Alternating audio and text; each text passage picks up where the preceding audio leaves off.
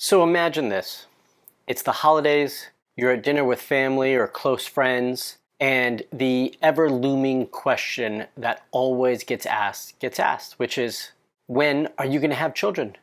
Have you guys started trying? It's the question we all dread, we don't want to hear, and we don't want to talk about. Well, I want to give you some tips, some tools, and some words that you can use when you're put in this situation.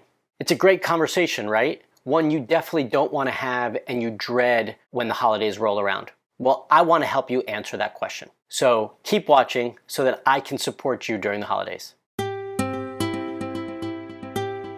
Welcome to Fertility TV, your YouTube channel dedicated to everything fertility and helping you get pregnant. If you're new here, I'm Dr. Marc Sklar, a natural fertility expert, and I help couples from all over the world with my online programs and consultations. In this video, we're going to be covering several things, and I want to make sure I give you a brief recap to help you understand what's coming in this video. Number one, how to deal with the holidays and that ever-looming question, when are you going to have children or start trying to get pregnant?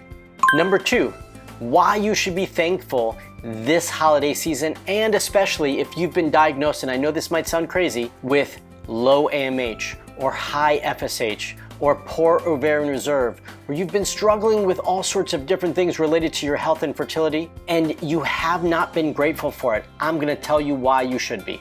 And number three, why I believe hope always wins. Before we get started, just a brief announcement. My online course to help you get pregnant is open for enrollment. Here are just a few comments from current members of the Positive Pregnancy Method program.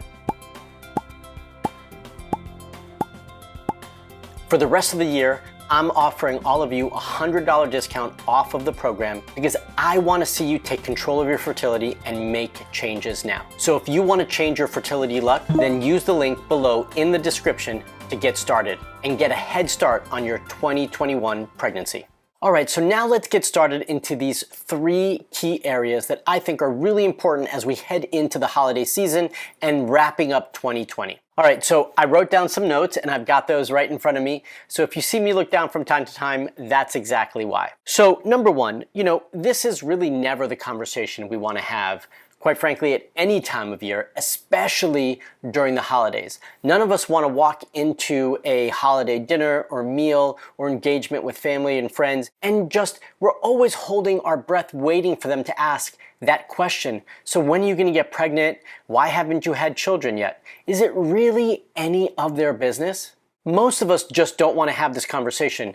It's too personal, it's too emotional, and we really don't want to talk about it with just anybody, even if they're close family or friends. But I want to invite all of you to take a different perspective on this question and this sort of holding in and avoiding this conversation.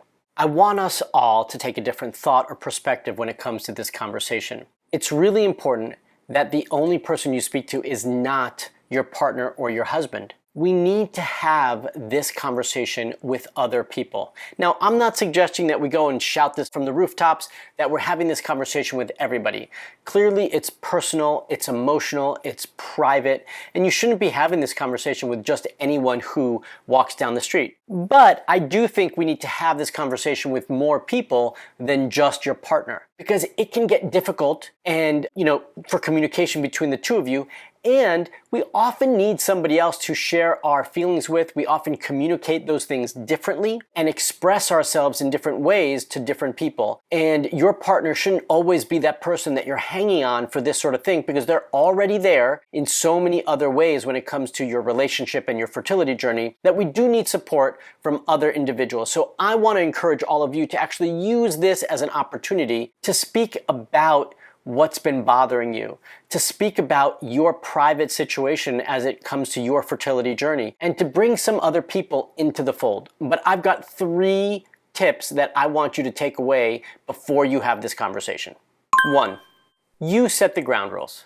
Let them know that this conversation is difficult, it's personal, it's private, it's an emotional thing for you, and you don't want to have this conversation all the time. You want to be the person who dictates when this conversation gets brought up. Number two, Let them know that you're not bringing up this conversation because you want guidance or suggestions. You have somebody for that. Actually, that's me, right? I'm here to support you on what you should be doing on your fertility journey to get the best results. But you need your friends, your family to be that emotional person that you can rely on, that shoulder that you can cry on, that person you can hug when you need a good hug. That's what you need them for, not for that extra guidance and support and suggestions, because that's exactly what they're going to want to do. As soon as you tell them what you're going through, they're going to say, well, I have somebody who does this. I think you should do that. That's not why you're reaching out to them. That's not why you're having this conversation with them. You need them to be a person that they can rely on emotionally and someone that they know will listen to them when they need to just talk. So you're setting the guidelines. Number one, it's on your terms. Let them know how personal and emotional this is. Number two, you're not going to them for that specific guidance and suggestions. You have somebody for that. You want them to be that shoulder that you can cry on. And number three, you want to be in charge of when you have this conversation.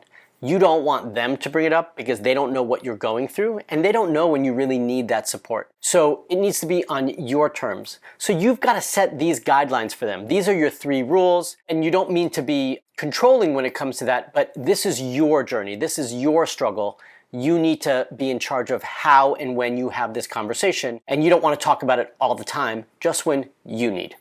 All right, point number 2, being thankful for the difficulties and struggles and the journey that you're on.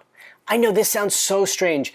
I'm sure all of you are being like, what is Marc talking about? Why is he saying that I should be thankful for my low AMH? Because I'm definitely not. Or my high FSH, because I wish it would just come down. But the reality is that you should be. You should be thankful for this. You should be thankful that you now know what needs to be treated. And you should be thankful that you now have an opportunity to make the changes to see the proper results that you're looking for. If you didn't have the information to know that your FSH was too high or your AMH was too low or whatever condition it is that you're struggling with, then you would just go on living the life you've been living and doing the things that you've been doing that have gotten you to this point in time. The reality is you now have an opportunity, and you need to look at this as an opportunity. This is an opportunity to make changes, to live a healthier life, and to make a positive influence on your relationship and your body so that you can live a better, healthier life in the future and create a better environment for the baby that you're trying to create.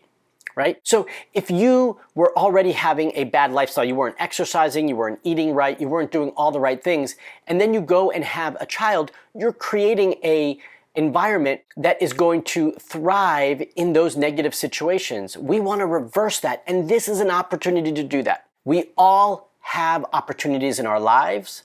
We all have chances to make changes. And this is your big wake-up call. This is the time that you need to recognize that I can't just keep doing what I've been doing. I need to make changes now so that I can live a healthier life now, create a better reproductive system so that I can get pregnant and create a better, healthier environment to grow a healthy, thriving baby.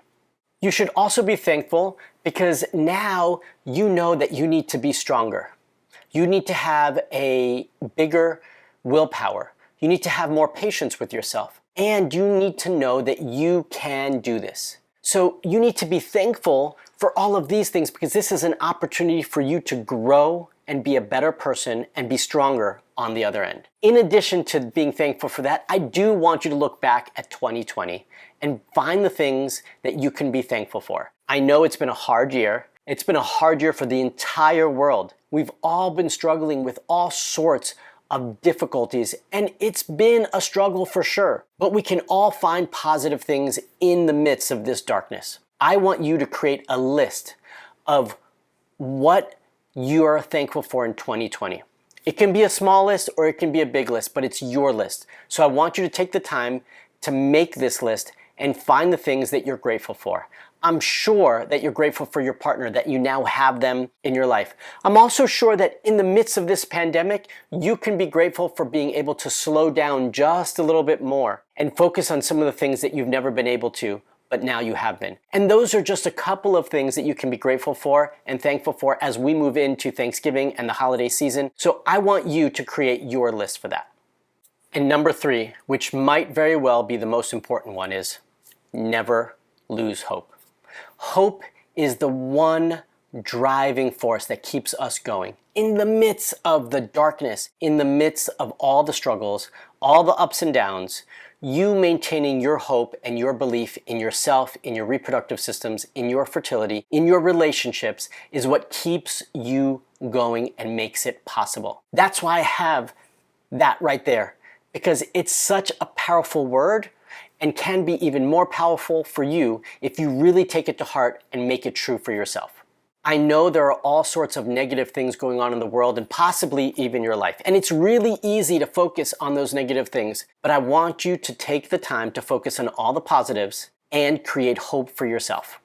If you have not already listened to the many stories of hope that I've created for all those couples that I've helped to support who have achieved the results that they've been looking for, then I want to encourage you to do that so that you can restore the hope in yourself and your fertility. I'm going to leave the link for that in the description below so you can check it out if you haven't done so already. I hope this video leaves you feeling a little bit better about the holidays, yourself, and what the future holds for you. I want to hear from all of you. Please comment below. Let me know which one of these 3 points you found to be the most powerful for you as we enter the holiday seasons.